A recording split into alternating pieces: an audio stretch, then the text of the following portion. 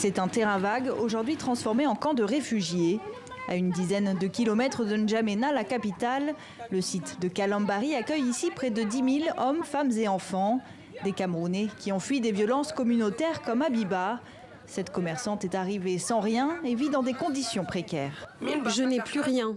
Tout ce que vous voyez là, ce sont des dons. Au village, ma maison a été brûlée. J'ai vu des gens se faire tuer. On n'avait pas le choix. On a fui sans rien, très vite. Et maintenant, on souffre beaucoup. Pour les aider, des associations leur distribuent un petit sac de mil par famille et par semaine. Une ration insuffisante pour Abiba et ses 7 enfants. Pour tenter de s'en sortir, elle essaie de vendre tous les jours quelques condiments. Je n'ai rien. C'est ça que je suis en train de parler, quand on est en train de souffrir. Il n'y a pas d'argent ici au Cameroun. Tu te débrouilles, tu fais ton travail, tu dois trouver de l'argent. Malgré les conflits communautaires récurrents au Cameroun voisin, jamais un tel afflux de population n'avait été constaté côté tchadien. Venus des villages frontaliers, ces réfugiés ont fui un conflit entre des communautés d'éleveurs et de pêcheurs. Ils se disputent un nombre limité de terres. Plus de 6 mois après leur arrivée, beaucoup estiment qu'il est encore trop tôt pour retourner dans leur village d'origine. Les nouvelles du village que nous avons ne sont pas bonnes. On craint de nouvelles violences. On ne sait pas quand on va pouvoir rentrer.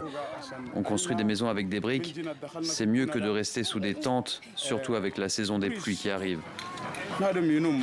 À Kalambari, l'urgence a été d'installer une école et un centre de santé. Des discussions sont engagées entre les autorités camerounaises et tchadiennes pour tenter de trouver une solution à cette crise. Mais pour les humanitaires, les perspectives de retour sont minces. C'est bien entendu une situation qui va prendre sûrement du temps et donc pour laquelle il faudra développer des stratégies qui vont permettre progressivement de sortir de cette situation d'urgence vers une situation où on pourra les prendre en charge sûrement de façon un peu plus longue que prévu.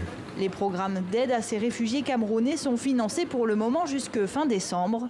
En attendant, à Kalambari, on tente d'oublier les violences vécues et un quotidien difficile avec quelques morceaux de musique.